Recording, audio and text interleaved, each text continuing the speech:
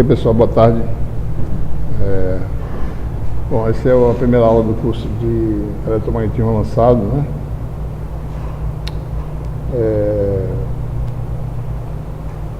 Na realidade, eu tenho reestruturado esses cursos que eu ministro aqui na pós, né? Na graduação de engenharia eletrônica, a gente faz eletromag 1 e 2, né? A gente faz isso lá na graduação, certo? Alguns de vocês fizeram, né? Aqui, basicamente, a gente vai até a lei de Faraday, certo? E aqui a gente vai de ondas até antenas ressoadoras, certo? Na pós, a gente faz algo parecido, só que o primeiro curso é chamado de eletromag avançado, eletromagnetismo avançado, né? E a sequência do curso, que seria mais ou menos algo em paralelo com isso aqui, seria chamado de fundamentos de ótica, propagação, né? É a sequência desse curso aqui.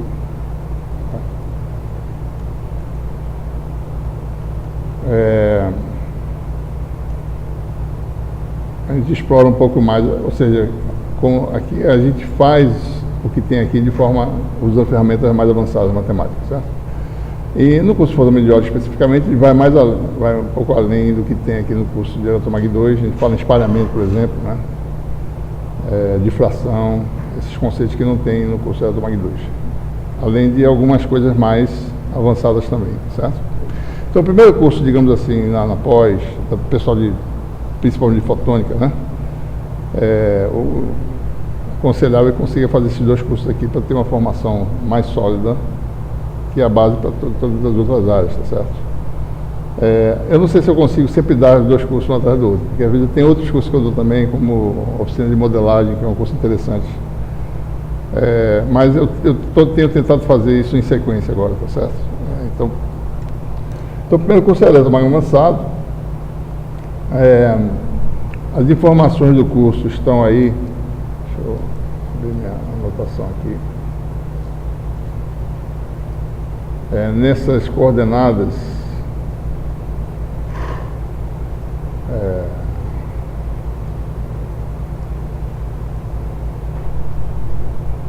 Vou dar coisa aqui.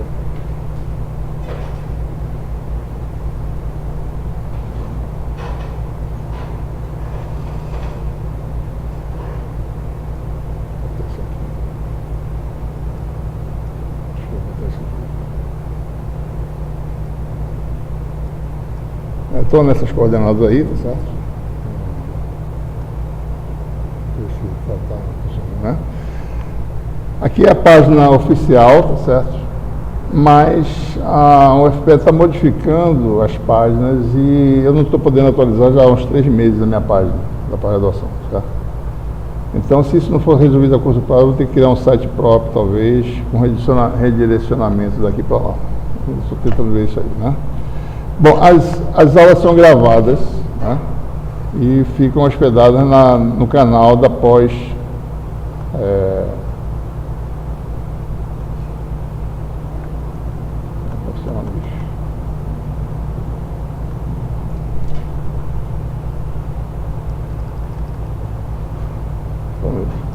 Qual o problema aqui, né?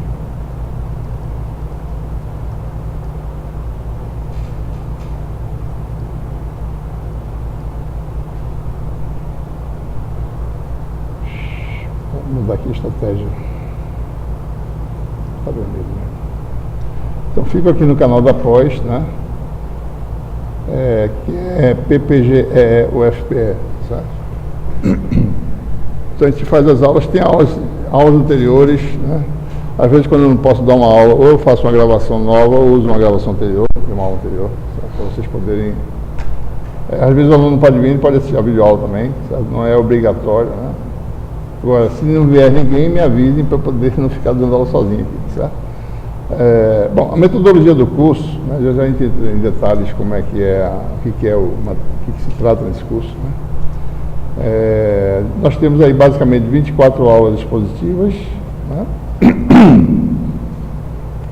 As videoaulas, como eu falei, são disponibilizadas no canal, tanto da disciplina como no canal YouTube no programa. A gente faz um total de 6 listas de exercícios, né? associadas a 6 exames. Cada lista / exame, né, cobre um material de 4 aulas. Então, você vê os 4 vezes 4. A lista é obrigatória, certo? Mas a correção do que vocês fazem é feita aqui, né? Certo? Explicando melhor, né? O exame cobre o que eu pedi na lista, certo? Basicamente, né? Então, quem fez a lista e está sabendo fazer, realmente vai fazer um bom exame, né? Então, tem que realmente fazer a lista. Muita gente, às vezes, pega soluções, não tem problema, pode pegar. Agora, se não souber fazer exame, não adianta nada, porque a nota vai ser baseada nos exames. E para fazer um bom exame, você tem que realmente praticar o que está sendo solicitado nesse exercício, tá? Realmente fazer mesmo, treinar e fazer, né? Estava olhando aqui para ele, me lembrei que ele fez ao contrário, ele fez primeiro fundamento, está fazendo agora mais avançado. Pela sequência, né? Não existe um pré, tá certo? Mas o certo é para ser um pré do outro, mais ou menos, para seguir uma sequência lógica, né? Bom, bibliografia do curso, a básica, né? A parte que tem as ferramentas matemáticas que a gente utiliza, né, na teoria, né, do curso. O livro do Jackson, o livro de Eletrodinâmica Clássica, né, que tem em português também, certo? Em português. E também o curso é fortemente baseado no meu e-book que está disponível na web, certo? Tem links no meu canal, no meu site, né? Então, basicamente, a maior parte do curso é a parte 1, tem dois e-books, parte 1 e 2. Parte 1 vai até o capítulo 5, e aqui tem o capítulo 6 da parte 2, que entra no material, né? E tem a parte final do curso, não tem aqui, né? Aliás, tem, na realidade, tem também. No capítulo 7, né? A gente vai basicamente ter o capítulo 7 da parte 2. Ou seja, esse curso vai ser 5 capítulos, né? A bibliografia básica é essa, mas a suplementar também fortemente baseada nessa aqui. 5 capítulos desse, mais 2 desse aqui, certo? É o capítulo 7. E mais, se vocês quiserem, tem um livro bom do ramo, que tem muitas dessas coisas que a gente está falando aqui, certo? É claro que é bom a gente sempre dar uma olhada em referências adicionais para poder sedimentar melhor o conhecimento, né?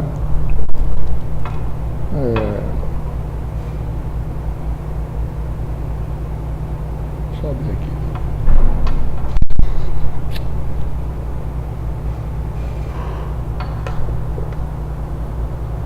Fazer só uma coisa aqui para não ficar desligando aqui. Peraí, só um aqui.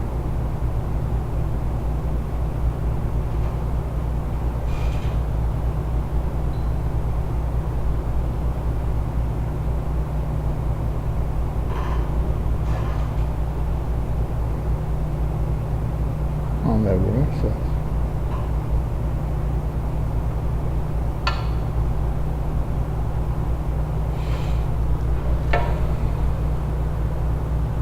Ok, então, continuando aí.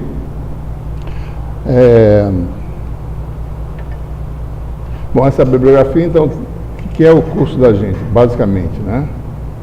A gente faz uma revisão de álgebra vetorial, que é, na realidade, o capítulo 1 do curso de graduação do e-book, né? Está lá detalhadamente, não tem no Jackson aqui, certo? Por que isso é importante? Porque alguns de vocês faz tempo que não vê essas coisas, né? Vamos revisar isso e estabelecer a anotação do curso, etc, né? A partir daí a gente segue basicamente uma sequência, né, parecida com tanto na graduação quanto no curso do Jackson, tanto no e-book quanto no curso do Jackson. Eletrostática no vácuo em meios materiais, meios elétricos. A gente faz um pouco diferente do Jackson, mas vai usar ferramentas avançadas. Problemas de valor de fronteira em eletrostática, agora com funções especiais que não foram vistas na graduação. Condução elétrica não tem no Jackson, é exclusivamente no nosso e-book, né? Magnetostática, aí vai para a lei de Faraday, corrente de deslocamento, equações de Maxwell para campos dinâmicos, e finalmente ondas eletromagnéticas, atenuação e dispersão, ok?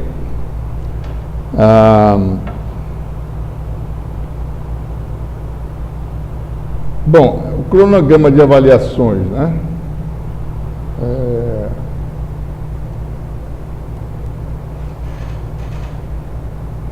De avaliações, certo? Então, nós temos aqui um cronograma que eu coloquei esse cronograma no grupo, mas tem um erro. Tem um outubro no meio, tem uma data de outubro inserida no meio que atrapalha todo o resto da informação. Então, aqui estão a ordem, né? São 6 atividades. Entrega de lista, hoje vai ter a primeira já. Vocês devolvem no dia do exame, tá certo? Por exemplo, primeira lista devolvida dia 26 de março. Primeiro exame. Desculpa, isso aqui está errado, né? Primeiro exame dia 29. Isso aqui é devolvida dia 29 de março. Certo? Primeiro exame dia 29. Né? E assim por diante. No dia 29 do exame já tem a segunda lista, devolvida em 17 de abril. O exame 17 de abril. Vocês devolvem no dia do exame. E assim sucessivamente. Né? 3 de maio, terceiro exame. E o nosso curso está previsto terminar 26 de junho. Certo? Com essa metodologia. Eu vou só mostrar para vocês o cronograma que eu já corrigi, que eu fiz assim de cabeça essa parte, porque tinha um erro, né? Agora está corrigido, tá certo? 29 de março, primeiro exame. Aqui tem mostrando, ó, lista 1 entrega hoje, devolvida dia 29 e sai a lista 2. Né? 17 de abril, tá certo? Está aqui. Segundo exame, a lista 2 é retornada por vocês, eu submeto a lista 3 de maio, né? Está aqui. Certo? E assim sucessivamente. Né? 22, tá certo? Depois 7 de junho e 26, que é o último exame do curso. Né?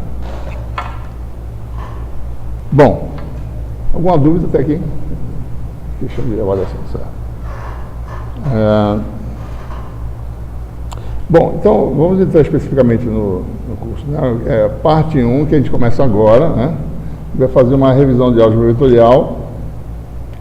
E essa parte 1, se a gente olhar no cronograma aqui, tá certo? Vão ser essas 3 aulas aqui, né? Certo? Essa quarta aula já é outro tópico, eletrostática, né? Então, essas 4 primeiros tópicos aqui já fazem primeiro exame, né? Aulas 1 a 4 aqui, certo? Então, a gente nessa e nas 2 aulas seguintes, vamos falar sobre essa revisão matemática, né? E, basicamente, como um todo, né? A revisão matemática, que é esse primeiro capítulo 1 lá do e-book, né? A referência aqui, vamos falar sobre vetores, sobre integração e diferenciação no espaço tridimensional, porque vai precisar usar operadores, essas coisas surgem, né? São definidas com integração e diferenciação, integral de linha, superfície, volume, né? E surgem os conceitos de gradiente, divergente e rotacional, certo? São os operadores diferenciais, né? E a gente fecha o capítulo com os teoremas importantes da análise vetorial que a gente utiliza. Né? Esses teoremas são usados ocasionalmente, né? Quando a gente lida com espalhamento, a gente volta a um teorema desse, tá certo? Quando lida com outros problemas, a gente sempre lida com essas... com determinação de ortogonalidade de modo de ninguém circular, a gente usa um teorema desse, tá certo? Então essas coisas são usadas em várias ocasiões. Né? Bom, para a aula de hoje, o que nós temos? Né? É uma parte do capítulo 1, desse tópico como um todo. Vamos falar sobre vetores, né? Sua representação, como é que é a notação que a gente vai utilizar, as operações de soma e produto, né?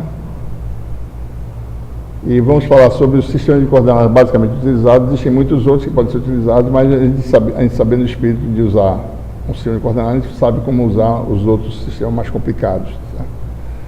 A gente se reporta a esses 3 sistemas porque existem funções especiais associadas a esses sistemas, muito bem conhecidas. Né? Existem funções muito mais complicadas associadas a outros sistemas que a gente não vai abordar no curso. Tá? Bom, e a gente termina nessa aula de hoje só com essa parte de como fazer transformações entre sistemas. Certo? Bom, o primeiro elemento, a gente vai lidar, né, no curso como um todo, né, com funções, né, no espaço tridimensional. Né? Vai lidar tanto com funções escalares, exemplo, a densidade de um objeto como função das coordenadas, né? É uma função escalar, certo? A temperatura nessa sala, função escalar. E é claro que quando chegar lá no fim do curso vai lidar com funções que variam com 4 coordenadas, né? Aparece o tempo. Estamos falando de coisas físicas, né? Claro que você pode botar N variáveis se quiser, não tem problema nenhum. Estamos falando de coisas mais tangíveis, mais físicas, né? E claro que a gente vai usar também campos vetoriais, certo? E um vetor, para diferenciar de um escalar, a gente vai usar geralmente uma letra capitalizada, em geral, né? Mas lembrando que essa entidade é uma função de coordenadas e do tempo, em geral. Boa parte do curso, agora, assim, no princípio, só tem 3 variáveis, isso aqui não aparece, campos estáticos, mas nossos campos vetoriais são funções das coordenadas, né? Então, a gente lida com vetores, né? Então, essencialmente, você tem aí a representação de um vetor tradicional que nós já conhecemos, né?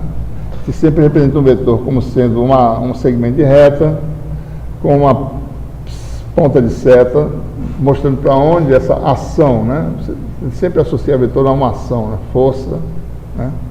Aceleração, velocidade, para onde essa coisa acontece, sentido, e tamanho, ou seja, intensidade, numa representação que a gente faz geométrica. Mas pode ser que isso não tenha nenhuma associação com geometria nem nada, certo? Por exemplo, isso pode ser um campo elétrico em volts por metro, né? Não tem tamanho, certo? É a intensidade que ele atua. Mas você vai representar assim, né? Simbolicamente, tá certo? Um segmento de reta. E uma coisa que a gente vai ainda já definir melhor, né? A magnitude de um vetor, né? Esse vetor tem uma magnitude que seria proporcional ao comprimento. Digamos, a gente diz que o comprimento dessa seta é a magnitude do vetor, né? E vai ter uma setinha em cima da variável, para dizer que é um vetor, certo? E a magnitude é um escalar, né? Por exemplo, tantos volts por metro do campo elétrico, tantos amperes por metro do campo magnético, assim por diante. Tá? A gente também vai associar uma classe específica de vetores, né? Chamada de versor, o ente principal, né? Ou seja, quando o vetor tem essa magnitude unitária, ele é chamado de versor. Ele vai chamar de versor para dizer, bom, é um vetor especial. E quando ele tem essa propriedade, o A capitalizado, ele fica agora com a notação A minúsculo e um chapeuzinho, certo? Então, essa propriedade específica é uma entidade, é um vetor que tem módulo unitário, né? E tem uma coisa importante, né? Fisicamente, aqui no curso, a gente lida com grandezas físicas, né? Vetores são campos, né, geralmente. Tem unidade, né? Unidade física. Versores são entes adimensionais, né? Então, a gente está vendo aqui, módulo de um versor, né? É igual a 100 unidades, não tem unidade nenhuma. Então, ele não altera a unidade do que ele tiver junto. Se você multiplicar isso por um parâmetro escalar, se o escalar tem unidade, a unidade do produto do escalar com esse versorzinho vai ser a unidade do escalar que está lá. Então, ele tem essa propriedade e não altera a unidade de ninguém, estando junto de alguém, tá certo? Bom, os vetores têm propriedades de soma, né? E a álgebra de vetores, né, obedece a certas propriedades, né? Somar 2 vetores é aquela regra tradicional que vocês já conhecem do paralelogramo, né? Pega um vetor, translada, né? Você pega esse vetor aqui, translada para cá e soma geometricamente, né? Você tem, então, esse percurso aqui vira a soma de A mais B, né? Certo? E a gente observa, né, que eu posso fazer o contrário, pegar o A e botar do lado de cá, começar por aqui e fazer essa sequência aqui, né? Certo? Então, A mais B dá isso. B mais A também dá o mesmo resultado. É uma propriedade simples, mas importante, certo? A soma é comutativa. Outras operações algébricas não têm essa propriedade, né? A gente vai ver já, mas a soma tem, certo? Deixa eu só dar um pulo aqui, porque a gente vai falar em produto, mas eu vou fazer um produto especial aqui antes, Isso aqui tem um parênteses aqui, tá? A gente pode multiplicar um vetor por um parâmetro escalar, tá? Não vai ser muito rigoroso nas nomenclaturas matemáticas, né? Então você tem vetor, né? E multiplicação de vetor por um escalar, né? Lambda, digamos. Você pode formar uma quantidade de lambda A, que é também um vetor, né? Tá? Então, lambda A é um vetor, né? Então, a gente pode multiplicar um vetor e obter várias situações, né? Se esse lambda for maior que 1 e positivo, né? Se A for isso, o lambda A fica escalonado por um fator lambda. Digamos que lambda fosse adimensional, tá certo? Então, você alteraria o tamanho, né? A magnitude do vetor, tá certo? Por um fator lambda, né? Se o lambda for menos 1, você obtém um vetor que está no sentido oposto. Então, uma forma de você gerar vetores com sentido oposto é multiplicar por menos 1. Né? Tá? Se o lambda é negativo entre 0 e menos 1, então você tem um vetor oposto com magnitude invertida. Observe que a multiplicação por escalar não altera a direção e sentido do vetor, só, quer dizer, o sentido sim, mas não a direção. A direção é a mesma. Né? Bom, então com a subtração a gente pode subtrair vetores, né? A gente soma dois vetores, né? A e B, eu posso fazer a soma. Se eu quiser A menos B, eu faço A vezes A mais o escalar, menos 1, né? Vezes B, tem A menos B. Então o que a gente faz? Né? Só para mostrar a construção, né? Você tem aqui A e B, né? Deixa eu ver se eu volto a usar esse parâmetro, esse negócio aqui. É melhor que esse. Esse é o melhor que tem. Você tem A e B aqui, tá certo? Ele não faz não. Não pode usar canetinha mesmo. A e B, a soma, né? Eu quero subtrair A com B, eu pego o quê? Eu gero menos B, ou seja, multiplico por menos 1, ele vem para cá.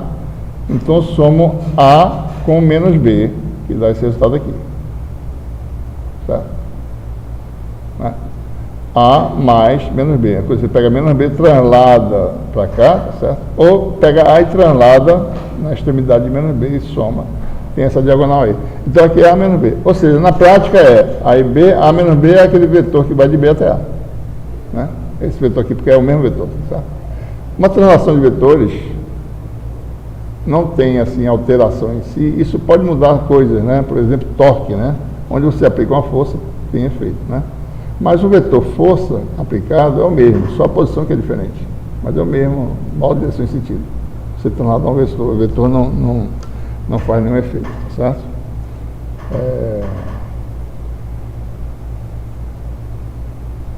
Bom, outra propriedade importante, né? É que a soma é associativa, né? Você soma A com B e com C, você pode associar 2 a 2 e ir somando, tá certo? Por exemplo, eu somar primeiro A e B e o resultado com C. Ou segurar A e somar com B mais C. Aqui está a construção, né? A mais B dá esse mais C. Que dá esse vetor aqui, né? Certo? Ou eu seguro A e somo com B mais C, que é essa soma que dá o mesmo resultado. Né? Então, essa propriedade, né? A soma também é associativa. Certo? Bom, então isso é tudo que nós temos para falar sobre soma, né? Tá? Próxima operação importante é o produto entre vetores. O produto com escalar eu já falei, eu abri o parênteses lá atrás, né? E agora o produto entre vetores, que pode resultar num vetor ou no escalar. O produto escalar gera como resultado um escalar, né? Então, por definição, para que serve o produto escalar? Para calcular projeções. Projeção de uma linha em outra linha, de um vetor em outro vetor, né? Quanto é a projeção? Então, para a decomposição de vetores é importante. Você, usando o produto escalar, é fácil mesmo você decompõe um vetor no sistema de coordenadas. Né? Então, aqui está a construção. Tem dois vetores. O ângulo entre eles é alfa. Né? Aqui está a magnitude de A, tá certo? É isso aqui tudo, né? Aliás, desculpa, magnitude de A é isso aqui. Né? A magnitude de B é esse comprimento aqui. Então você tem, por exemplo, A cosseno de alfa é esse comprimento, a projeção de A em B, né? A cosseno de alfa, dá isso aqui. Ou a projeção de B em A, que dá essa quantidade aqui, né? B cosseno alfa. Então, por definição, o produto escalar, né, entre vetores que formam entre si um ângulo menor dos ângulos alfa, né? Por definição, é denotado dessa forma A ponto B. Por definição, é a magnitude de A, magnitude de B, cosseno do ângulo entre eles. Tá? Essa é a definição. Né? E com isso nós temos várias propriedades. Né? Isso aqui é comutativo, né? Dá para perceber, certo? Então eu posso fazer o tamanho de A com o tamanho da projeção de B em A, que é B cosseno alfa, ou o tamanho de B com o tamanho vezes a projeção de A em B, que é A cosseno alfa, que dá o mesmo resultado. Né? Algumas coisas interessantes aqui, certo? Uma delas aqui, se os vetores são ortogonais,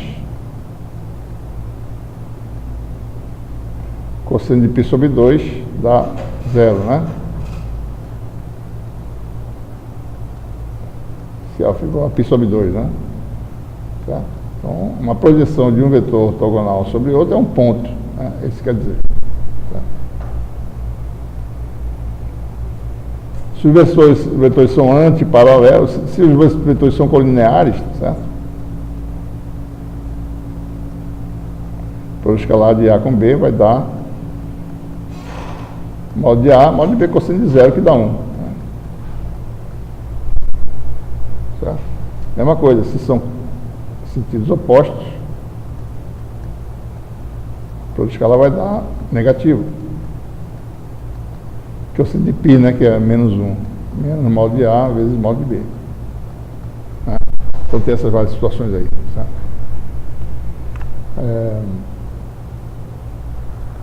Bom, e aí a gente agora vai usar essa operação para poder dizer agora o que é a magnitude de um vetor, né? A magnitude de um vetor pode ser obtida fazendo o produto escalar dele com ele mesmo. Tá? Isso aqui vai dar módulo de A vezes módulo de A, cosseno de 0 dá 1, ou seja, módulo de A é igual a raiz de A escalar ele mesmo.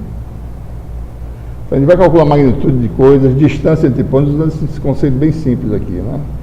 O módulo de um vetor é o produto escalar dele com ele mesmo. Muitas vezes vai recorrer a essa propriedade simples, né? Bom, você pode ter algumas propriedades do produto escalar, tá certo? Você tem comutatividade, como eu falei, né?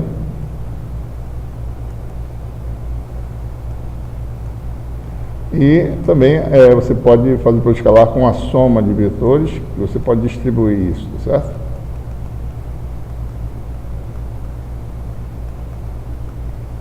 Não é difícil de demonstrar isso. Né? Eu vou só estabelecer aqui para a gente poder prosseguir, certo?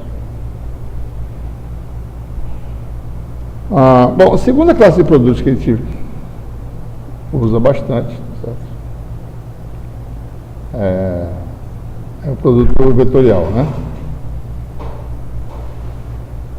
Então, digamos que você tem dois vetores A e B.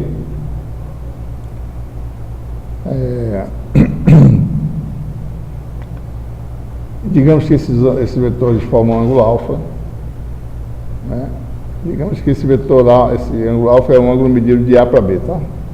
Seguindo uma regra que é a regra da mão direita, ou seja, o ângulo de um produto vetorial é medido indo do vetor primeiro para o segundo no sentido do saca-rolha da mão direita, certo?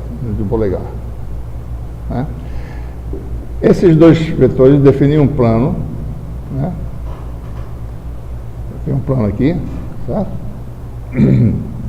E ortogonal a esse plano tem uma direção cujo sentido é definido por esse polegar, sentido polegar com a mão direita, né? Então é o versor A direção em sentido, né, é definida por esse versor unitário U. Então, por definição, né, então definido esse ângulo que vai de A para B, certo? Vai de A em direção a B. Então, o produto vetorial, que é denotado por AXB, por definição, é dado por módulo de A, módulo de B, seno de alfa vezes U, certo? Então, é o vetor, o resultado. O tamanho do vetor é esse aqui, né? Então, depende de como você faz. Então, você vai de A até B para o produto vetorial, certo? Está claro aí, né? Porque é importante ver essa questão do ângulo. O ângulo é o que vai do primeiro para o segundo, no sentido polegar. Você faz isso aqui, certo? Okay? E aí, por exemplo, B vetorial já é diferente, né? B vetorial A é segundo esse ângulo aqui, que vai de B para A, que a gente está vendo aí segundo essa orientação aqui, seria um vetor para baixo, né? Seria menos A vetorial B, certo? Então, o que nós temos aí, né? Nós temos algumas propriedades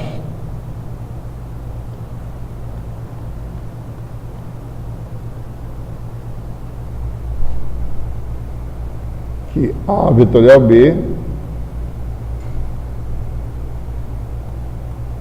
não comuta, né, com B vetorial, é mais anticomuta, menos B vetorial, certo? B vetorial vai para baixo, B vetorial vai para cima, o tamanho é o mesmo, porque o seno do ângulo é o mesmo, no princípio. Você pode ter distributividade sem problema, né?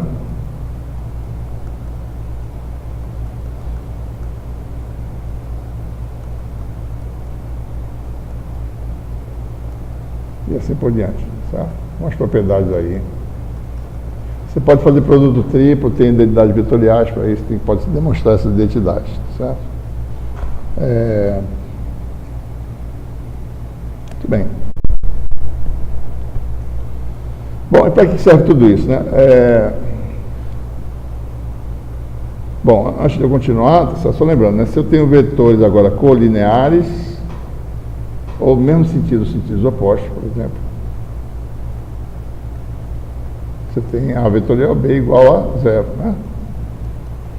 E a magnitude máxima do produto vetorial ocorre quando eles são ortogonais, ao contrário do escalar. A magnitude máxima do produto escalar é quando são colineares, a magnitude máxima do produto vetorial ocorre quando os vetores são ortogonais, né? Vou dar um vetor seno de alfa dá 1 aqui no caso, né?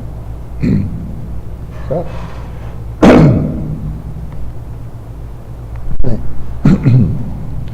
Bom,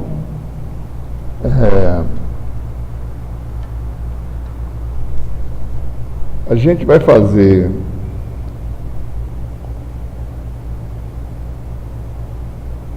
antes de gente então do sistema de coordenadas, né? Falta uma parte aqui que a gente vai fazer, certo? Bom, a gente agora pode, né, fazer decomposição de vetores, né? A gente não vai falar ainda em sistema de coordenadas, mas vai ver que a álgebra de produto, soma, produto, escalar vetorial fica simplificada se você usar, decompor um vetor numa base de versores mutuamente ortogonais, né? Então, vamos falar um pouquinho disso aqui, decomposição, né?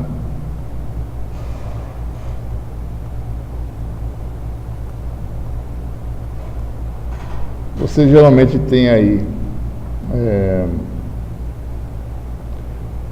suponho que você defina 3 direções mutuamente ortogonais, né? Essas direções são associadas com os três valores de escala, né? Escala numa direção, escala na outra, escala na outra. A gente vai ver em alguns sistemas como é que isso é. Mas aqui você vai ter um versor que aponta no crescimento dessa coordenada. Certo? Vou chamar de direção 1 por enquanto, né? Isso aqui é 1, isso aqui é 2, isso aqui é 3. Vou chamar esse versor de A1. Esse versor de A2 e esse versor de A3. Bom, eu naturalmente construí o que se chama uma base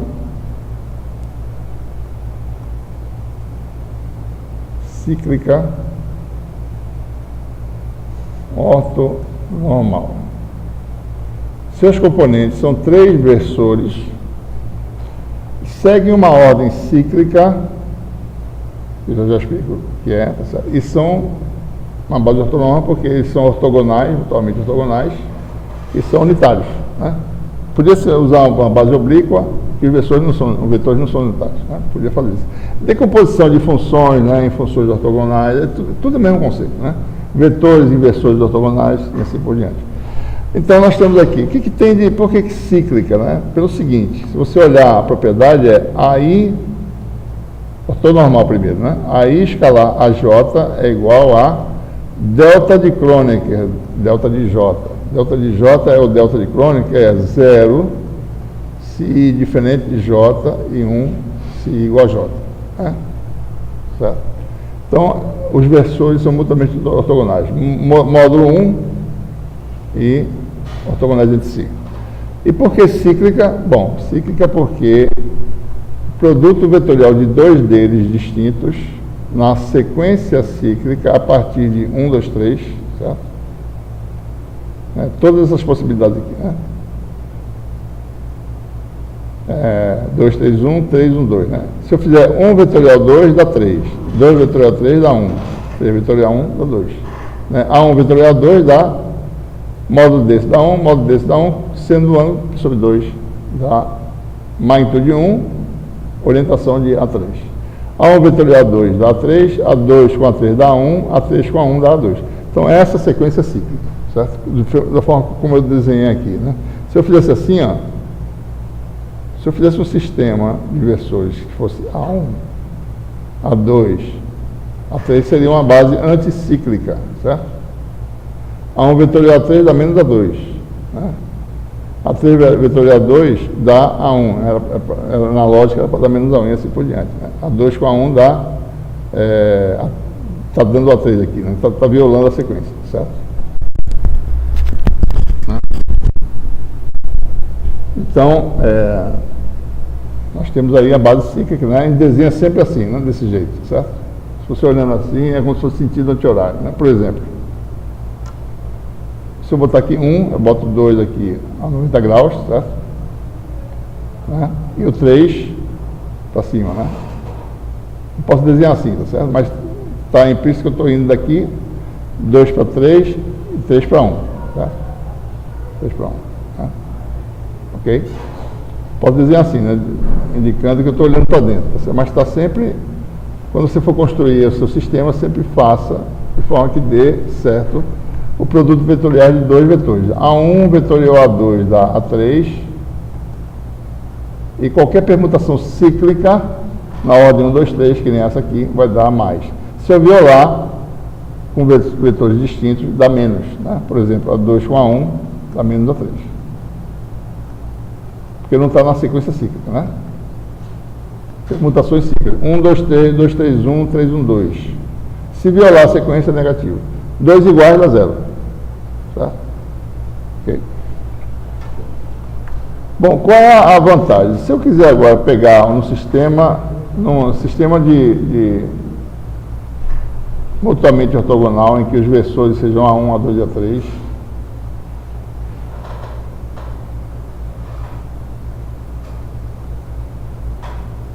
direção 1, né?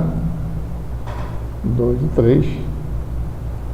A coisa fica mais simples para você poder fazer álgebra de vetores, né? Por exemplo, pega um vetor aqui, A. O que eu vou fazer? Bom, vou construir esse A como a soma de 3 vetores mutuamente ortogonais, né? Um que está na direção do A1, um que está na direção do A2 e um que está na direção do A3. E aí eu vou agora lembrar vocês que eu sempre posso dizer, certo? Que a projeção de A na direção de A1, né? Vou chamar de A1. A projeção de A na direção de A2, esse comprimento aqui, ó, chamar de A2. E a projeção de A na direção de A3, chamar de A3. Então, esse vetor A é a soma desse vetor mais esse, né? Bem simples, certo?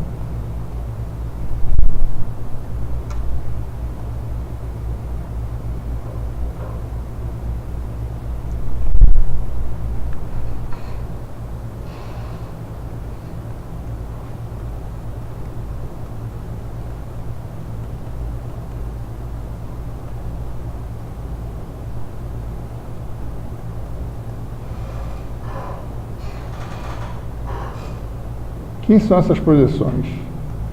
Pode determinar. Bom, o que eu faço? Vou começar a usar a álgebra, certo? A escalar A1zinho, versor, vai dar o quê?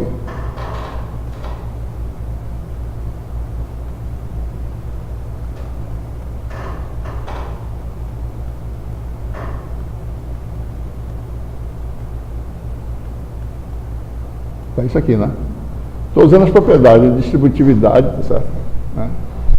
E daí você tem o benefício da ortogonalidade, está aqui, ó. A1 com A1 dá 1, 0, 0. Se fosse a base oblíqua, isso aqui não dava 0 nem isso. Ia ser complicado. Você calcular a projeção, né? Ia ser um sistema de equações. Mas aí não. A iésima projeção é o produto escalar de A com o iésimo versor. Né? Certo? Simples, né? Então, com isso, fica fácil, né? Eu fazer soma. Se eu tenho A e B, decomponho numa base cíclica ortogonal.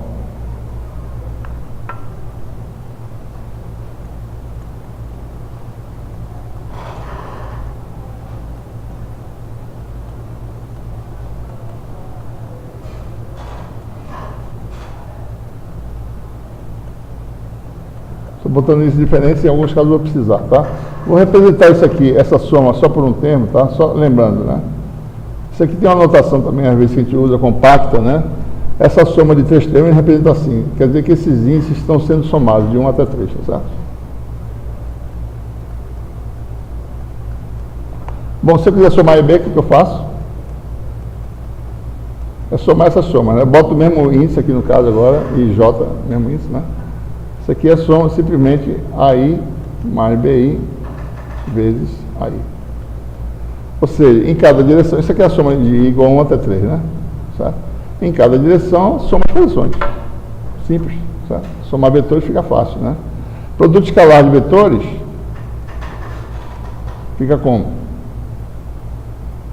Ora, como os versores são mutuamente ortogonais, só vai dar simplesmente AI vezes BI.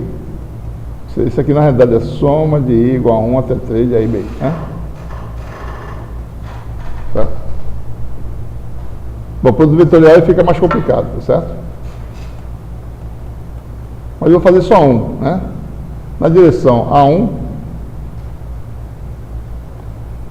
sequência cíclica, né? Só tem valores não nulos quando tem índices diferentes. A2, B3, menos A3, B2. 2, 3, 1, né? Daí mudou a sequência aqui, 3, 2, 1. Certo? Menos. E os outros? Permutação cíclica. Né? Se eu quiser, eu faço aqui, tá certo? A3, B1, né? Eu faço permutação cíclica. Né? A3 vai dar A1, B3, A2. Né? A3 vai em A1, B2, menos A2, B1. Basta você saber o primeiro, você sabe o resto. A vantagem das permutações cíclicas é essa, certo?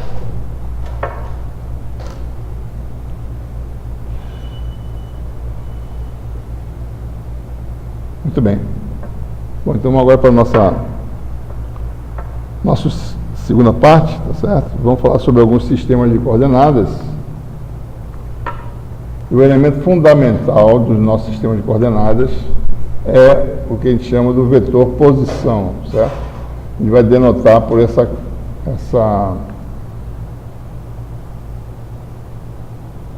grandeza X maiúsculo. X maiúsculo aparece em todo o canto do curso, certo? É a posição de um ponto no espaço. Onde é que o campo está sendo calculado? No ponto X, que são 3 coordenadas. No tempo T, XT, né? X maiúsculo. São X, Y, Z, 3 coordenadas. Então, a coordenada de um ponto no sistema de coordenadas cartesianas, o sistema x, y, z, né, são as variáveis x, y e z, né, e o vetor posição, ele é representado como a soma dessas 3 quantidades. Né. E os versores de base são denotados por AX, A sub y, né, e A sub z. Esse é o vetor posição em cartesianos, tá certo? Então, observe bem a notação para a gente não confundir. Essas quantidades são letras minúsculas aqui, tá certo? Isso aqui é uma letra maiúscula, x. Sempre vai ser assim, né? Y maiúsculo pode ser um outro ponto no espaço, né? A gente vai usar sempre letra maiúscula aqui, certo? Bom, qual a distância de um ponto à origem? É um módulo de x. Como é que calcula? X, escalar x, raiz quadrada. Toda a escala dele com ele mesmo vai dar o quê? x2 mais y2 mais z2 elevado a meio. Com a álgebra vetorial, você pode calcular a distância entre pontos, né, usando vetores, tá certo?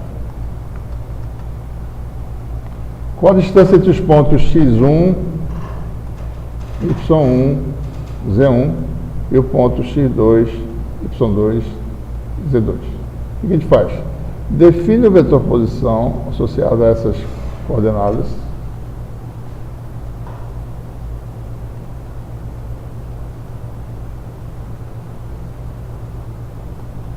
Mesma coisa para x2. Né?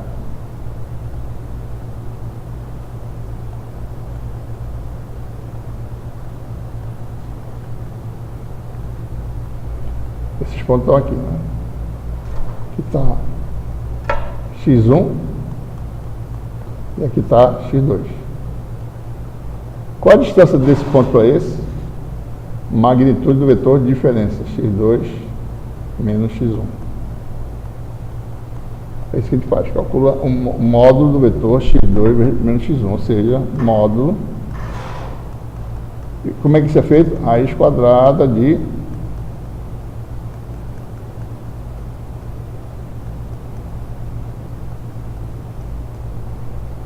facilmente vai se poder ver que isso aqui vai dar o quê, né? x2 menos x1 ao quadrado, diferença das coordenadas, soma quadrática, né? Raiz. Estou tudo usando a álgebra vetorial, né? As coisas ficam meio mais simples, certo?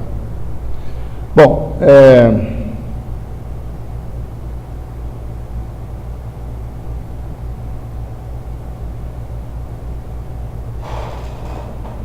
muito bem, a gente para poder entender a construção de outros sistemas. Bom, mais uma observação nesse sistema de coordenadas, né? Importante que só tem inerente a esse sistema. Os versores de base AX, né? AY e AZ, são constantes, não variam com as coordenadas. Ou seja, o AX aqui, nesse ponto vale isso, aqui, se eu quiser saber quem é AX, onde vale isso aqui, mesmo vetor. Posso transladar sem alterar nada, certo? Os vetores de base, os versores de base são constantes. É o único sistema que tem essa propriedade. Qualquer coisa que você quer saber, como outros vetores variam no espaço, tem que decompor no sistema de coordenadas cartesiana para saber. Não tem outra forma. Isso é importante porque os próximos sistemas a gente vai começar a encontrar versores de base que variam com as coordenadas, certo? Então, vamos lá. Outro conceito importante para entender como construir a base de versores no sistema de coordenadas é, dada as coordenadas, né, os versores são sempre, se você tiver o sistema de coordenadas U, V e W, e você quiser saber, bom, para esse sistema de coordenadas, quem são os versores AU, AV e AW, né? Então, para você determinar isso, você determina primeiro o que se chama de superfícies coordenadas. O que são superfícies coordenadas? Dadas as coordenadas, são simplesmente U igual a K sub U, uma superfície, U constante, é uma superfície coordenada. V igual a KV e W igual a KW. Isso é uma superfície no espaço tridimensional, né? Uma superfície no espaço tridimensional é uma relação entre três coordenadas, certo? Uma relação entre três coordenadas desse tipo isso aqui é uma coordenada só, é uma relação, certo? Só aparece uma, né? Essa especificamente é a superfície coordenada. Quem são os versores de base? Quando você constrói um sistema desse, você constrói como sendo aquele versor ortogonal, certo? Vou chamar essa aqui de SU, né? Essa aqui de SV e essa aqui de SW. Aquela ortogonal à superfície SU. A V é o versor ortogonal à superfície SV e a W é o versor ortogonal à superfície SW. Né?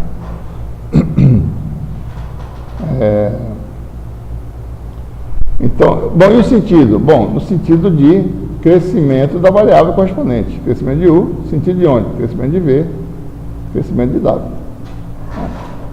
Em coordenadas cartesianas, é fácil, né? AX, deixa eu apagar tudinho aqui.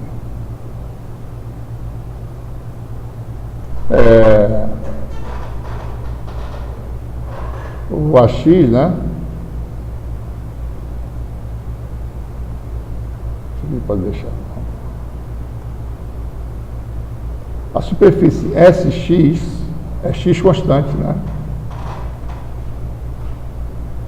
SX é a superfície x igual a kx, né? Um valor qualquer de constante. É a família de superfícies paralelas a YZ, plano YZ, x constante. Né? É você cortar, tá certo? É um plano, né? Paralelo ao plano YZ. Y constante é esse plano aqui, né? Paralelo ao plano XZ. Tá? E Z constante é o plano paralelo ao XY. Então, o AX aponta no sentido ortogonal, ortogonal ao plano YZ, para simplificar, né? No sentido de aumento de X. A Y aponta ortogonal ao plano YZ, que é o SY, né? É o YZ, no sentido de aumento de Y, né? E assim sucessivamente, né? O AZ é perpendicular a esse Z no aumento de Z. Essa é a base para a gente construir qualquer sistema de coordenadas, como a gente vai ver agora, certo? O segundo sistema de coordenadas que a gente usa neste curso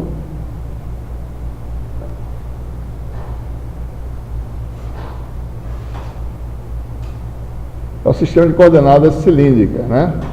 As coordenadas nesse sistema são três sempre, né? R, chamada coordenada radial, a gente vai mostrar já a definição delas. Φ, a coordenada azimutal.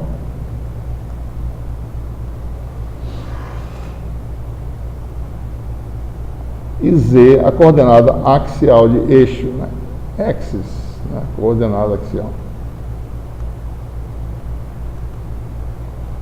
Então, isso aqui tem dimensão de, no sistema físico, espaço dimensional, metros, né? Sistema internacional. Φ é adimensional, radianos, e Z metros, certo? Esse aqui é adimensional. A faixa de variação, né? Lá no sistema XYZ, só lembrando que eu não falei, é todo espaço, né? X é ilimitado, Y é ilimitado, Z é ilimitado. Aqui, R é a distância, né? Então vamos ver o que são essas coordenadas. Então aqui está o R. R, dado um ponto no espaço X,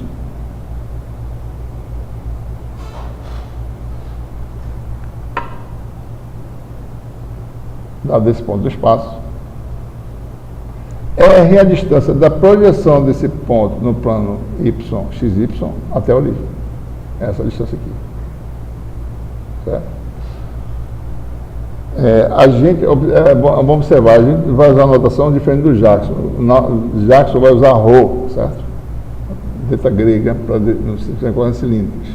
A gente vai usar R, porque ρ a gente usa para densidade de carga, para não misturar as coisas, certo? Então você tem R, a distância R minúsculo, né, da projeção até a origem, e Z é a coordenada Z tradicional. Né?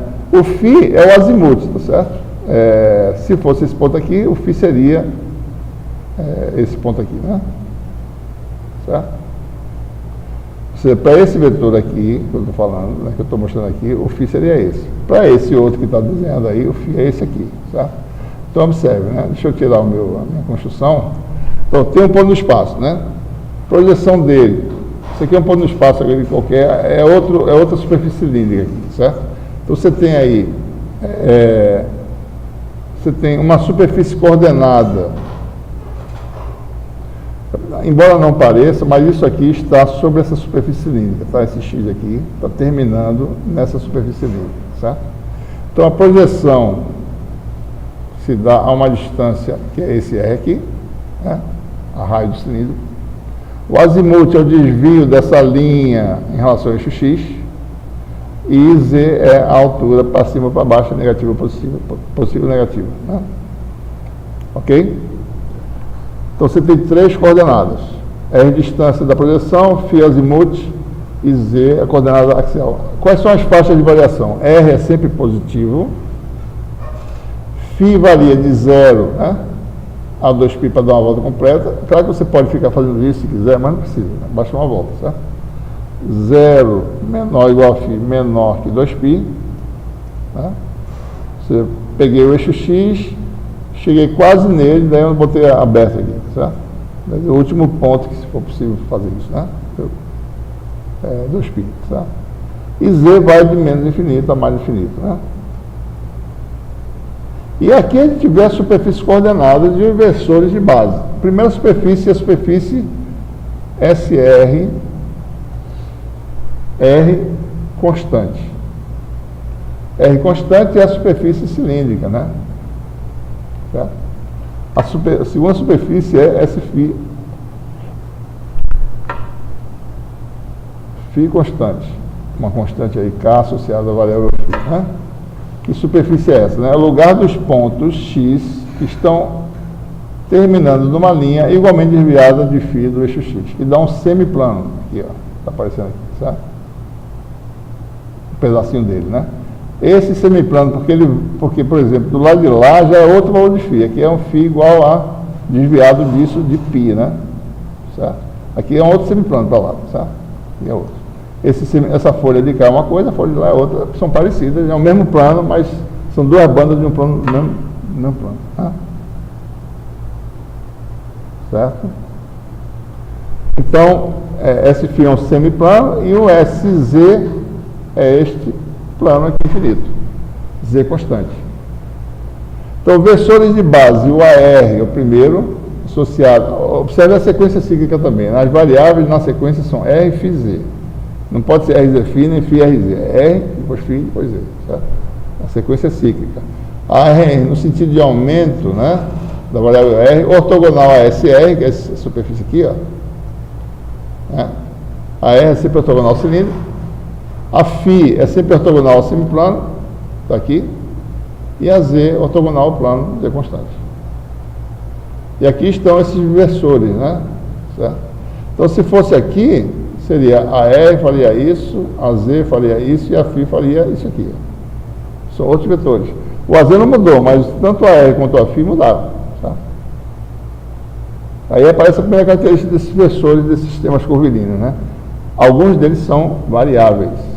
Especificamente o Aφ e o AR variam com coordenada φ. Certo? Ou seja, para vocês perceberem, né? Deixa eu botar aqui olhando de cima, tá certo? Aqui está a curva, aqui está um pedaço da superfície cilíndrica, né? Se eu estou neste ponto, aqui é X, aqui é Y, né? Se eu estou nesse ponto aqui, o AR faz isso, e o Aφ faz, aqui é o semiplano φ constante, ó, olhando de cima. E o Aφ faz isso, é ortogonal, né? Ao AR, certo? Se eu vier para cá, para esse ponto aqui, o AR agora passa a ser esse vetor e o Aφ passa a ser esse vetor aqui. Então, esses vetores variam com quem? Se eu variar φ, eles variam, certo? Variam com essa coordenada. Ambos variam. O AZ não varia. Você pode fazer o que quiser, o AZ está sempre para cima, né? Mas a F variam, certo? Só com φ, não variam nem com R. Se eu vier para aqui para frente, deslocar para cá, é o mesmo AR, é o mesmo φ. Certo? Se eu transladar, né? Se eu fizer isso aqui, na direção Z, a R e a φ não muda. Então, AR é um vetor que depende de φ, e o Aφ é um vetor que depende de φ. O AZ não depende de ninguém. Então, tem os três vetores de base, AF e AZ, com AF dependendo de φ, certo? Okay? Bom, falta uma coisa importante, né? Quem é a representação de um ponto no espaço do sistema de coordenadas cilíndricas, né?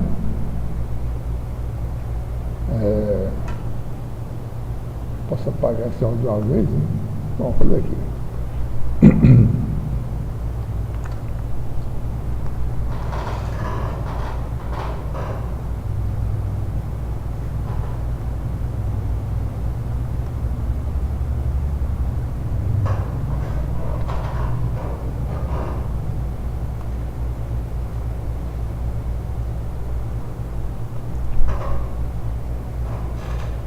Bom, vamos lá. Então você tem agora aqui a vetor posição, né? Eu tenho que decompor ele na base cilíndrica, certo? Então você tem aqui um vetor x. Então ele tem aí uma componente radial, que é na direção do vetor AR, e uma componente axial, na direção do AZ. Se essa distância é R, né? E se essa coordenada é Z, então o que nós temos? X igual a quem? R a R mais Z a Z. Só tem duas componentes. Mas X depende de três coordenadas. De R, de φ que está guardado aqui dentro, e de Z que está aqui fora, explícito. O φ está implícito dentro do AF. Tá? Então X depende de R, φ e Z. Num ponto de coordenadas R, φ e Z, a representação de X é simples, mas tem uma coisa embutida aqui dentro, certo? Bom, então, vamos para o próximo sistema, esféricas, né? Aqui já está a construção completa. Nesse sistema de coordenadas, as variáveis, as coordenadas são R maiúsculo, tá certo? Importante diferenciar aqui. O Jackson usa R minúsculo, tá? Então, vamos ficar bem, para a gente estabelecer a notação consistente aqui. Segunda coordenada, θ, que é um ângulo, e a terceira, φ, que é um ângulo, que é o mesmo ângulo de cilíndricas. Bom, R representa a distância do ponto até a origem. Defina um vetor posição, a distância desse ponto à origem é chamado de R. Né? Está aqui. Está aqui separado para ficar mais simples, né? Para não atrapalhar muito. É o mesmo R aqui, certo? Segunda coordenada, né? Ela termina, é algo que define a direção de X em relação ao eixo Z. É a segunda, tá? Posição 2. Primeira é radial, segunda na ordem é a variável polar, ângulo θ, que representa esse ângulo de desvio aqui, né? Entre o vetor posição e o eixo Z. Certo? E finalmente a terceira, você projeta X no plano e determina esse semiplano, que é o mesmo semiplano lá de cilíndricas, o azimuth φ. Né? Então, nesse caso, R é sempre uma distância, sempre positiva. Θ varia de 0, que é eixo Z, até o eixo menos Z, ou seja, θ vai de 0 a π. E o resto quem faz é φ. Essa rotação azimutal é feita pelo φ. Agora temos uma distância e dois números, certo? E daí você tem também, quem são os versores, né? E quem são as superfícies coordenadas. Por construção é fácil ver. R constante é uma superfície esférica, né? Superfície SR, né? Θ constante é a superfície cônica, certo? Chama de S-θ, né? E φ constante é o nosso semiplano de cilíndrica, é a mesma coisa, S-φ. Tá? Então, o versor AR aponta no sentido de aumento de R, é ortogonal a SR, né? Isso aqui faz 90 graus com a superfície. Teria que fazer um plano tangente e mostrar que é radial. Então, o vetor ortogonal, né? Vou botar aqui fora, certo? É ortogonal à superfície esférica, O A θ é ortogonal à superfície cônica, tangente à esfera, tangente ao semiplano, certo? Aqui está o θ, tangente à esfera e ortogonal à superfície cônica. E o afim é tanto tangente tanto à esfera quanto à superfície cônica e é ortogonal ao semiplano. Né? A sequência cíclica é essa, né? A R primeiro, a θ em segundo e a φ em terceiro. Se vocês observarem, o produto vetorial, né, dá sempre o terceiro, certo? Na sequência cíclica. A R com a θ da φ, a θ com a φ da R, a φ com a R da θ. Certo? E agora, no caso, os três são vetores variáveis. Né? O AR varia tanto com θ, por exemplo, aqui o AR está para cá, aqui ele está para cá. Então, a única coisa que varia é a magnitude, que é 1, mas direção e sentido é variável. Certo? Então, o AR é um vetor que é variável com θ e com φ. Aqui o AR está aqui, tá certo? Para cá ele está para cá. Se eu vier na mesma distância, ele vem para cá. Né? E o θ varia com essa coordenada e com essa, θ e φ. E o Aφ varia com quem? Só com φ, é a mesma coisa, não mudou nada, é a mesma coisa de antes. Então, só observando para você, no sistema de coordenadas esféricas, você tem a R é um vetor, unitário inversor, né? Que depende de duas coordenadas. O θ também. E o Aφ também. Aliás, também não. O Aφ só depende de φ. Não vamos fazer isso, está errado. A φ só depende de φ, certo? Ok? O que mais que a gente pode falar aqui? Quem é o vetor posição no sistema de coordenadas esféricas? Ele tem sua forma mais simples possível, né? Só tem uma componente, é o vetor radial. É a distância à origem, a magnitude dele é R, vezes o vetor radial. Então, x é igual a R a R. Depende de três coordenadas, R, θ e φ, que estão escondidas aqui dentro, certo? Então, no ponto de coordenadas R, θ, φ, x depende de três variáveis e sua representação é simples, né? Magnitude R de x é igual a R. A distância do ponto de origem é R, a distância radial, né? Ok? Bom, finalmente vamos para o último tópico da aula de hoje, que é transformações entre coordenadas e vetores, principalmente de vetores. Transformações de coordenadas podem ser feitas a partir de transformações de vetores. E, por exemplo, para você saber como um versor desse depende das coordenadas, basta você transformar ele para o sistema de coordenadas cartesianas.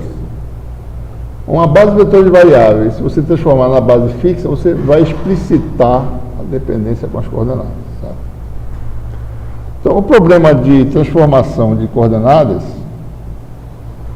é formulado da seguinte forma, né? A gente vai fazer alguns aqui, né? Falar sobre isso. Transformações entre sistemas, né? Nós temos três por enquanto, né?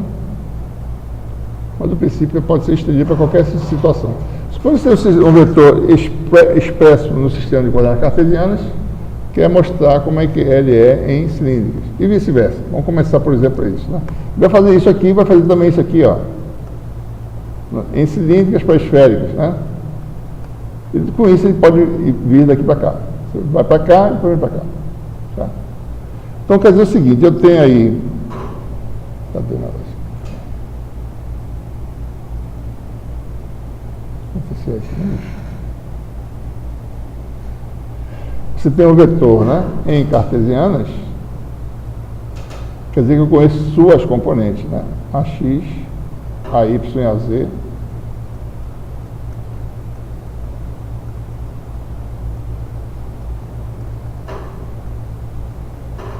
Conhecido isso, isso e isso, né? Quer dizer, por consequência, eu conheço A. Conheço totalmente. Eu quero saber, bom, qual seria a representação de A em outra base, né?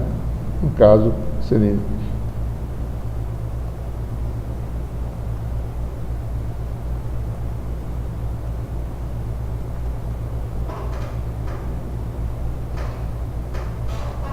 né?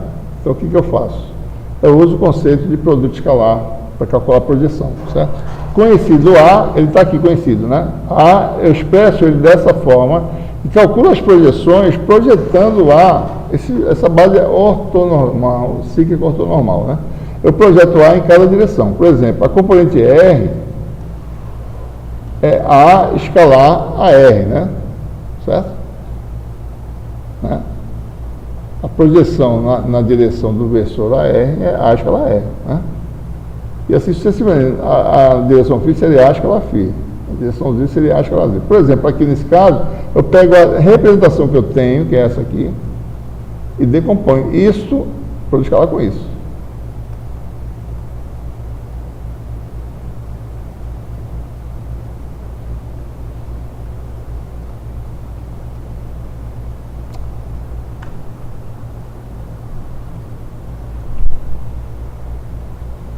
Não está funcionando mais minha borracha aqui.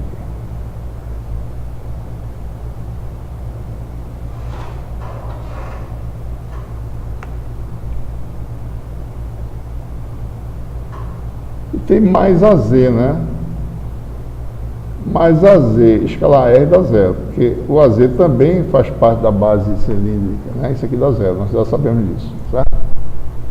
Então, o que eu preciso saber é, dadas as coordenadas, né? Dado A, dado o ponto do espaço, tá certo? Quem são esses produtos escalares? Tá? Ou seja, a R vai ser dado em termos desses produtos escalares, eu preciso saber quem são eles, né?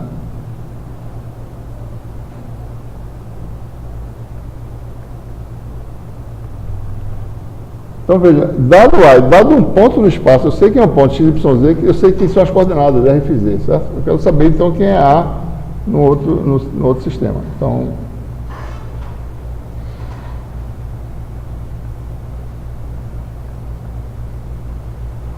da mesma forma, a φ seria algo parecido com isso, né? A projeção no sentido de φ.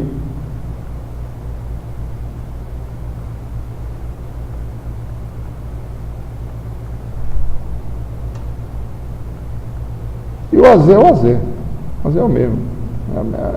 A projeção na direção do versor Z é a mesma que já existe, já sabemos quem é. Eu já conheci a projeção na sequência infinita. Só não sei esses produtos escalares. Para calcular esses produtos escalares, a gente faz uma construção simples e vê como é que estão dispostos no espaço. Aí está a construção, certo? Dado um ponto no espaço, né, digamos que o ponto seja esse ponto aqui, certo? Aqui está a coordenada, né? Na verdade, isso aqui não é nenhum ponto, eu só estou botando o azimuth associado ao ponto. Lembrando que a R e a φ dependem de φ, né? A x e a y não, certo? Então, dado um ponto de espaço, quer dizer que eu sei quem é φ, certo? Eu vou nesse φ e construo quem é a base cilíndrica para esse φ. Bom, a R vai estar desviado de φ em relação a x, e o a φ vai estar π sobre 2, π sobre 2 em relação a R, certo? Então, calcular a produto escalar é fácil, né? A x com a R dá quanto? Módulo desse dá 1, módulo desse dá 1, cosseno de φ. A x, a y com a R dá cosseno desse ângulo, que é π sobre 2 menos φ, que dá seno, certo? A x com a φ dá o quê? Dá o cosseno desse ângulo aqui, né? Que é π sobre 2 mais φ. Cosseno de π sobre 2 mais φ dá menos seno de φ. E a y com a φ dá cosseno desse ângulo, que é o mesmo desse. Cosseno de φ. Tá? Então, o produto escalar, ou seja, φ é conhecido, porque eu sei o ponto do espaço qual é. Então, o produto escalar vai dar o quê? A x com a R deu o quê? Cosseno de φ. A y com a R deu seno de φ. A x com a φ deu o quê? Menos seno de φ. A y com a φ deu cosseno de φ. Então, sabendo o valor de φ, eu sei as projeções a R, a φ e a Z. Então, se vocês olharem isso aqui é uma relação matricial, tá certo? Aqui tem a R é isso vezes a x, mais isso vezes mais 0 vezes a Z. Aqui também, menos seno φ a x, mais cosseno φ a y, mais 0 vezes a Z. E aqui você tem tira isso aqui, vai ficar 0ax mais 0ay mais 1az. Ou seja, o que nós temos aqui? Se eu construo uma matriz coluna cujos elementos são as componentes de A em cilíndricas, eu tenho uma matriz vezes as componentes de A em cartesianas. Certo? Então é isso que a gente obtém, certo? Se eu construo a sua representação matricial em cilíndrica, eu vou botar aqui um tio, tá? Para diferenciar de vetor. Vetor é uma coisa, a representação matricial é outra. Agora eu tenho que dizer em que base é. Bom, em cilíndricas. Né? Então essa representação é algo assim, né? A R, a φ, a Z transposta. Uma matriz coluna, certo? No sistema de coordenadas cartesianas, a representação matricial do vetor A é AX, AY, AZ, uma matriz linha transposta que dá uma coluna, certo? Então o que nós temos aí, né? Tem uma relação de transformação definida por uma matriz que é T de φ, cujos elementos são os elementos que aparecem lá naquele produto. É cosseno de φ, seno de φ, 0, menos seno de φ, cosseno de φ, 0, 0, 0, 1. Então aparecem essas três coisas, ou seja, a transformação da base cilíndrica para cartesianas é feita dessa forma. De cartesiana para cilíndrica, A em cilíndricas pode ser expressa como o quê? Uma matriz de transformação, que é essa aqui, que acabou de derivar, A em cartesianas. Certo? Essa é a relação que se obtém. Dado A aqui, calculando o φ, calcula a matriz de transformação, multiplica e tem o A agora representado em cartesianas, em cilíndrico, certo? E a inversa? Bom, se eu soubesse A em cilíndrico e quisesse ser em cartesiana, o que eu faço? Aplico T a menos 1. Né?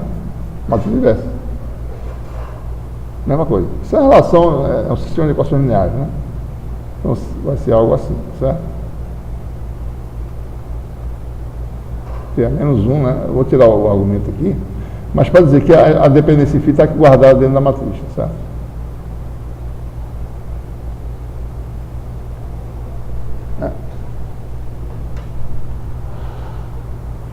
Interessante que essas matrizes são matrizes unitárias. Tem uma razão para isso, que elas não afetam o tamanho das coisas, elas só transformam-se. O vetor está aqui parado, certo? Eu pego um sistema e mudo para outro. O vetor mesmo, não mudou. Então, essas transformações não mudam o vetor. Então, o determinante da matriz ser unitário faz com que o módulo do vetor transformado seja o mesmo. Tá? Isso pode se provar, tá? Então, se vocês verificarem isso aí. Mas essa matriz tem essa propriedade. T a menos 1 é a transposta de T. E é fácil calcular, então, né?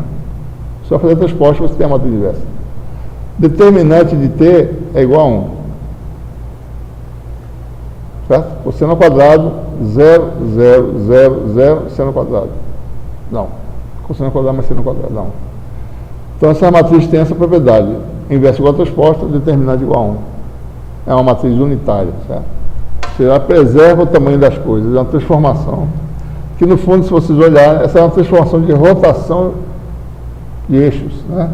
Uma rotação em torno de Z. Você estava no sistema XY, fez uma rotação de φ e obteve uma nova base ARFi. Só isso. O vetor está aqui parado, o vetor que está sendo representado está parado no espaço. E a base mudou, ela que está mudando. Então, na transformação não pode alterar o tamanho do vetor. E o tamanho do novo vetor tem a ver, o tamanho dele transformado tem a ver com o determinante, o fator de escala determinante da matriz, que se não for 1, muda o tamanho, certo? Do vetor transformado. Tá? Então, por isso que o determinante dá 1. Tá? Tá certo? Se vocês fizerem a transformação também, né, de cilíndricas para esféricas,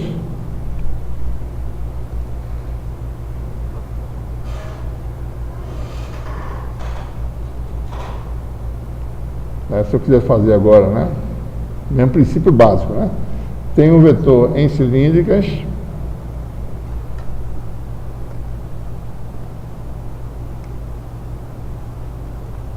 e quero passar para esféricas.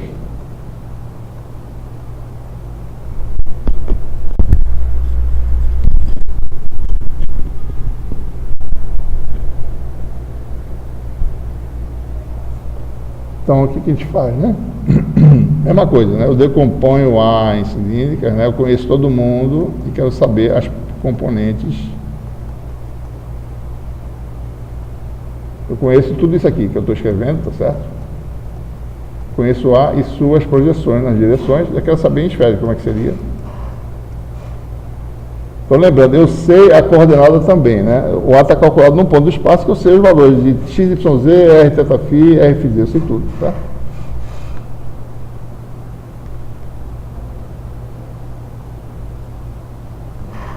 Segundo é a θ, né? Terceiro é a φ. Já antecipo que esse φ aqui é o mesmo desse, né? Claro. Tá? Minha projeção que é a mesma direção e sentido, né? O que eu faço? Mesma coisa. Pego A, o AR, por exemplo, é A escalar AR de esféricas. Eu venho com isso aqui e projeto na direção de AR. Por exemplo, aqui vai dar o ARzinho, AR minúsculo com AR maiúsculo, mais esse aqui dá zero, né? A φ com AR dá zero. Vou escalar, que são ortogonais, vai ficar AZ com AR, mais AZ.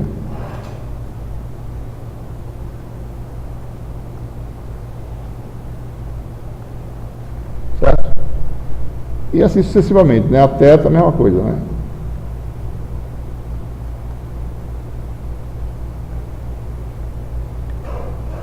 Aí, com a θ, mais a z, a φ também não aparece porque ele é ortogonal ao versor a θ, a z com a θ. E a φ é igual a φ, né? Uma φ de um é igual a φ do outro, certo? Vai ser mais uma relação de transformação, né? No final. Vamos só olhar aqui o que vai dar esses produtos escalares, certo? Mais uma vez, se vocês observarem bem, né? Eu estou fixando, o φ está fixo, né? Certo? E eu estou num sistema que a base é AR, a φ que não está sendo mostrado, porque a φ não muda, tá certo? A φ é a única que fica inalterado na transformação. Ele está aqui, certo? A φ.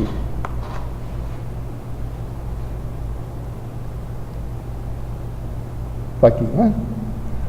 Tem o AR, tem o Aφ e tem o AZ, né? Aliás, o ARzinho, o Aφ e o AZ de cilindro. E daí você vai para o novo sistema que tem o AR maiúsculo, o Aφ que é o mesmo e o Aθ que está aqui embaixo, que é 90 graus.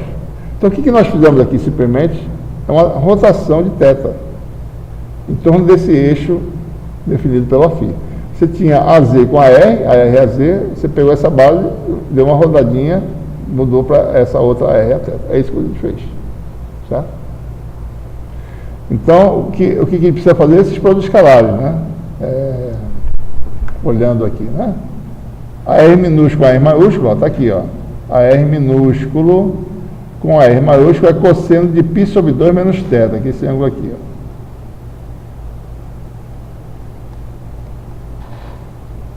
Dá seno de θ, né?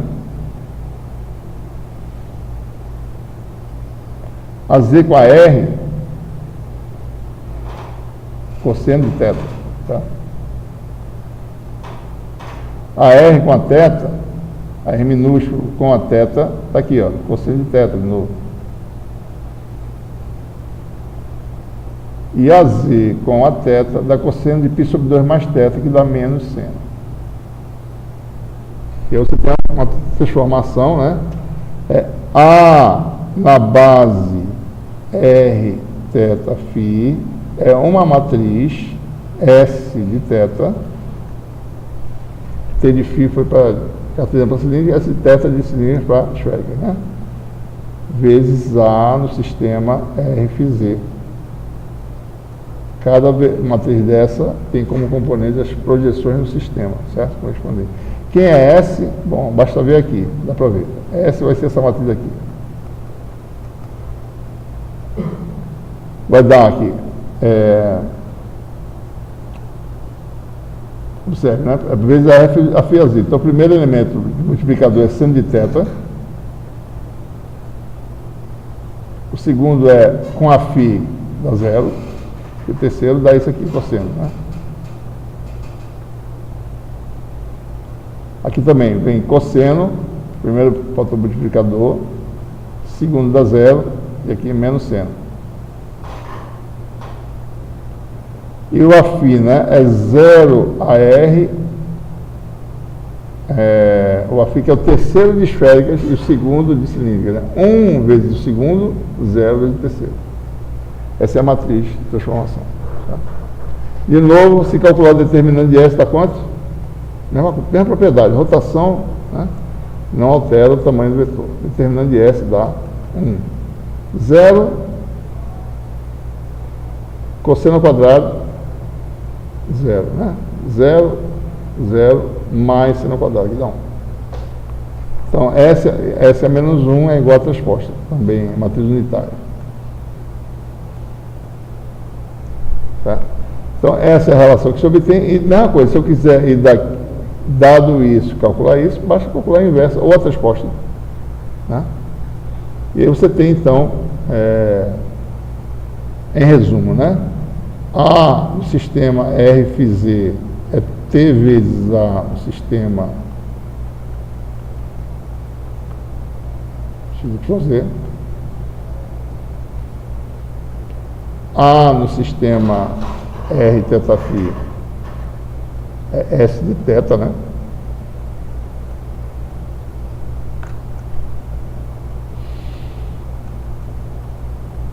E aí você tem daqui para cá, basta você usar essas duas leis em sequência, né?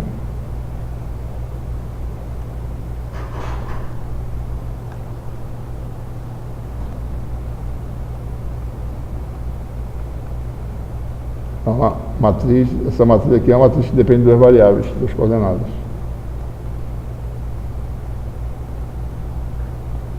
A inversa vai dar o quê? Faz o quê? Primeiro multiplica pelo S a menos 1, e depois por T a menos 1. Então T fica do lado esquerdo. Outra resposta, tá?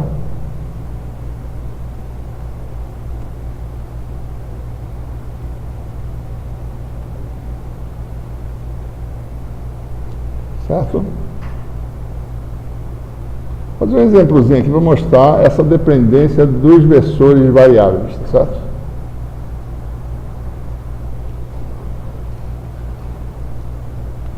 Suponha que eu tenho um vetor, por exemplo.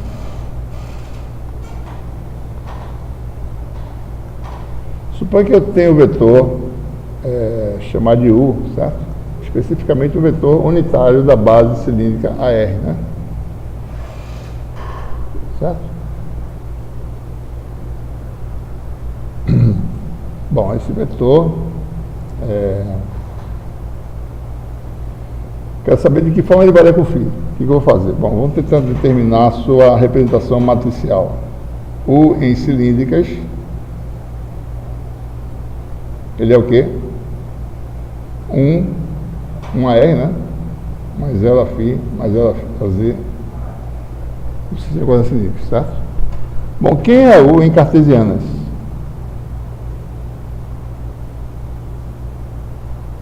Bom, é T a menos 1, não é isso? Né? U em cilíndricos. Certo? Então vamos ver. U em cartesiana, ou seja, o que eu estou dizendo? Por que eu estou fazendo isso? Eu vou determinar explicitamente a dependência com as coordenadas do versor AR, né? Então, U em cartesiana vai ser...